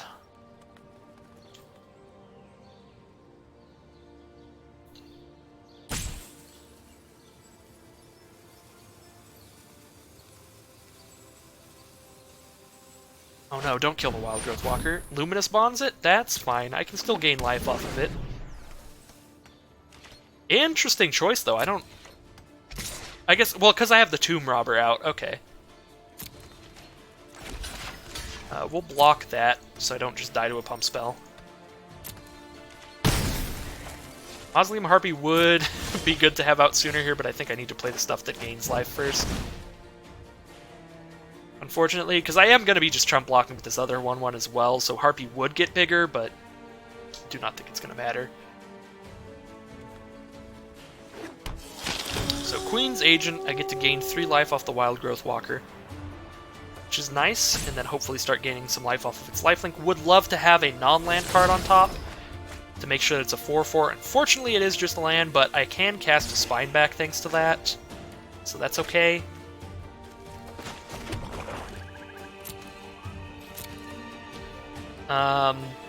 It's probably safer to just not attack, just in case. Yeah, I don't think I need this 2 damage.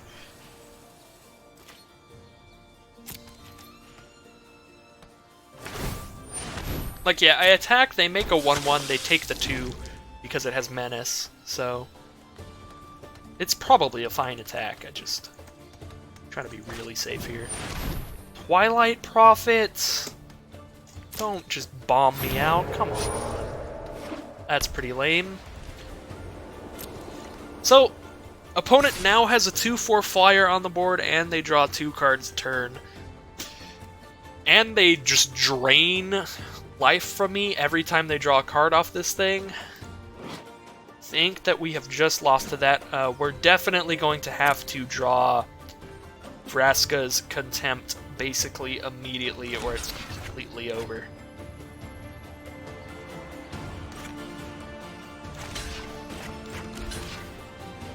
I'm gonna go ahead and block with the 1/1.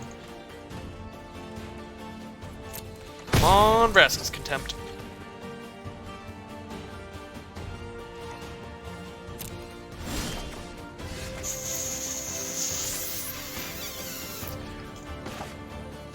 So I'm going to play the one with flying so that I can actually block that. Can also explore off of Tomb Robber this way.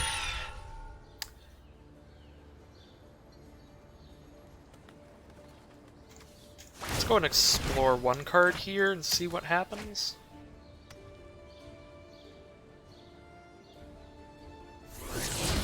Journey to Eternity.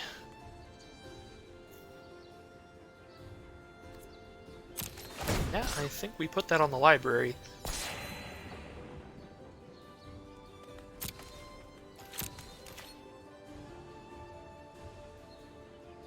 We send in the Queen's Agent. I don't think we do. I think we pass.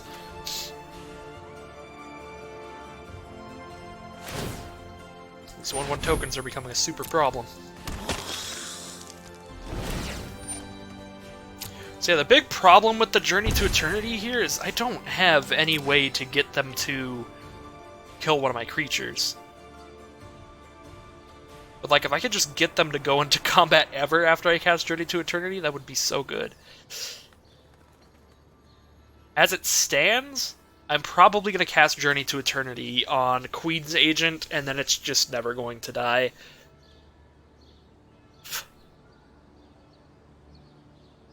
I'm just going to end up slowly dying to the life drain off of Twilight Prophet. Or Twilight Prophet.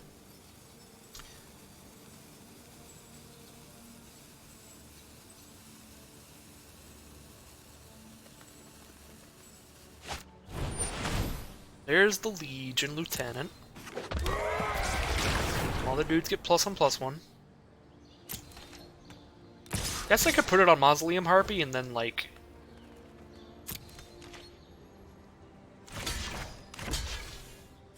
I mean, what do I do here?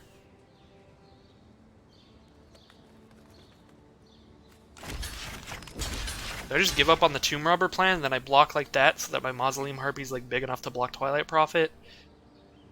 That seems bad. Literally any block I can think of here seems bad.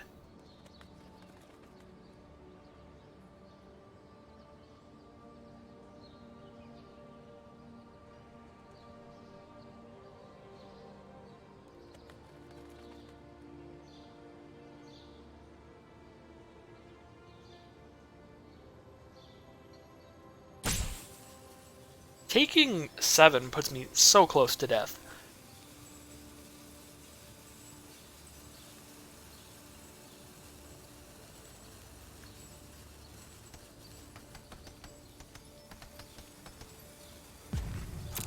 Just gonna do it.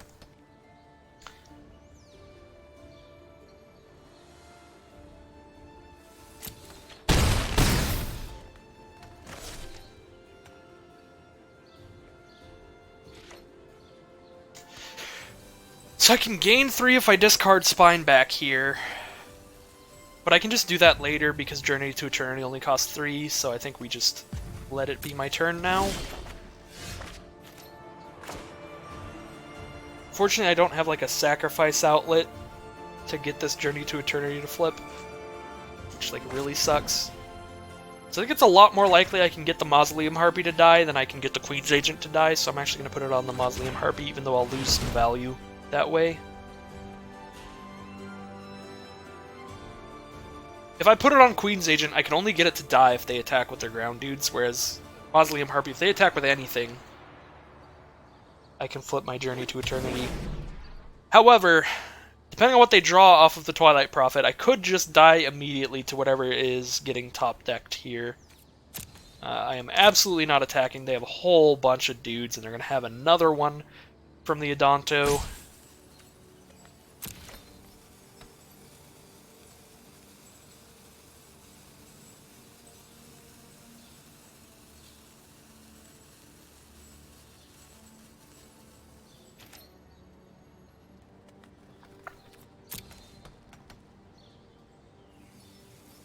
Let's see what they flip.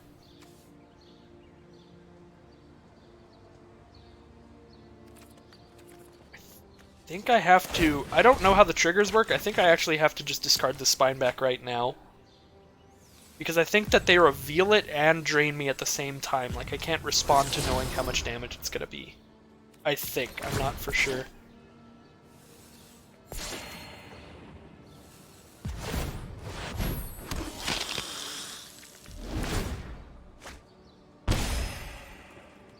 Two mana. That is a really good card. Then just gain X life, put that on bottom of the owner's library. So they can just mill me out this game, even if I somehow manage to live a while. I don't think I live, though. They have 6 attackers? I have 3 blockers. They have 6 attackers. I'm just straight up dead on board. Everything that they're doing now is just irrelevant. The game's over. Well, that sucks. All they gotta do is click all attack. And I'm dead.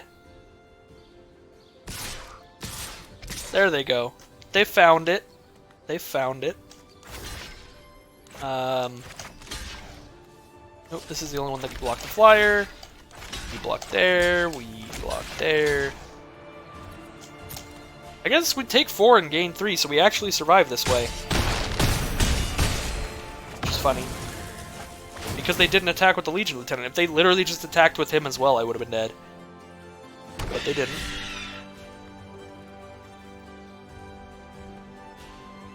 However, I am basically just dead. Still. Because I don't have the mana to...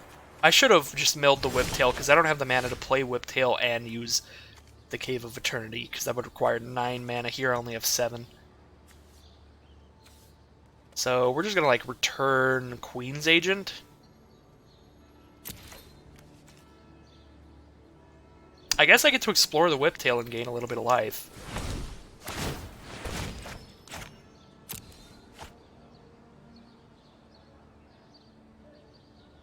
Gain a little bit of life and see what we draw. If it's Moment of Craving or whatever, -2/-2 to a creature, we have like a minuscule chance, maybe? No, but that costs 2 mana. I only have 6. I need to have 7, because I need to be able to do that and get a creature back. So it's another land. So we get to gain some more... to gain some more life thanks to this land.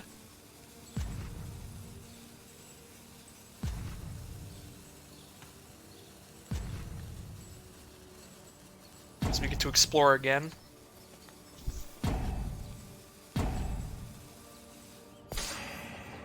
So I'm maybe actually just not dead immediately. It's like, how on earth do I survive this attack, though? Probably just dead immediately. Oh my god. If I can survive this attack, I'm in such a good spot. Seems unlikely, though.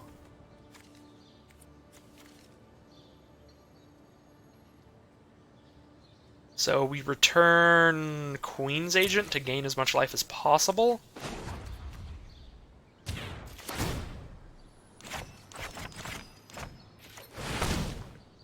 Which is like a bunch of life.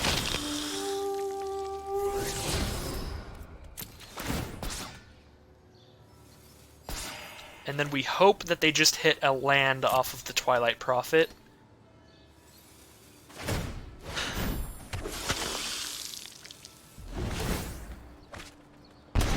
Jesus Christ. Okay. They have not hit a land a single time off the Twilight Prophet. I think they hit... Yeah, they hit Legion Lieutenant, so they hit a 2-mana card, they hit a 2-mana card, they hit a 2-mana card. That's not insane. They have just another Luminous Bonds. That's wonderful.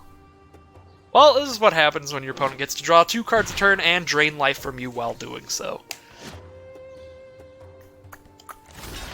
I think we're dead no matter how we block. We're at 9. So, like, I can block like that, take... Yeah, more than 9. Alright. Well, that is game, unfortunately. I did think we had, like, a tiny bit of a chance there, because we had all these weird, like, value and life gain engines going on. Because we got 2 Robber plus Wild Growth Walker, and then we had the Contempt on top to try to get rid of the Twilight Prophet and maybe stop losing life. But it was just too much from our opponent. They got to make a 2/2 lifelinker every turn thanks to Adonto plus Legion's Lieutenant, and they also had a 2/4 flyer that draws a card and drains its life every turn, so opponent just had a much stronger, more consistent value engine on board than we did. So that'll do it. I mean, 6 wins, though, is, in my opinion, pretty impressive, so I'm super happy with that. Let's go ahead and open these bonus packs here. See what we get. Uncommon wildcard is definitely nice. And we got a Sanctum Seeker, that is the 2 black and 2 colorless, 3/4 vampire. Whenever a vampire you control attacks, you drain 1 life from your opponent. Sorry, I clicked through that fast so you couldn't see the card, but luckily I know pretty much all the cards by heart. Because I've got a weird memory like that for cards. That's like the only thing I can remember is like the gist of what most cards do. Like I can remember cards from Lorwyn and Alara and just cards from decades ago. If you just say the name of a card, I could probably just tell you what it does. If I've played with it before. It's not going to be correct, but it's going to be close. That's the other problem. Because a lot of times I'll just be like, Garna, what does Garna do? He's a 5 mana, he returns all your creatures that died this turn to your hand, and he's got Flash. It's like, that's sort of accurate, but it's not correct, because he returns all creatures that went to your grave for any reason, and he has Flash, and he gives your creatures haste.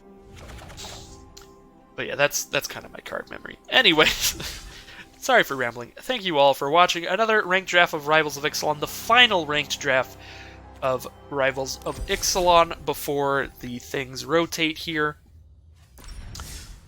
And it becomes Ravnica Allegiance as the ranked draft format. And yeah, I'll see you all tomorrow. They will be adding Pauper yet again after this time is up, so in 24 hours. So yeah, I'll see you all tomorrow for a Pauper video. I'm going to try to make some kind of weird homebrew and just try it out, because really don't know much about the Pauper metagame, so we'll just make a deck and see how it does. So yeah, thanks for watching, and I'll see you again very soon for more Magic Arena.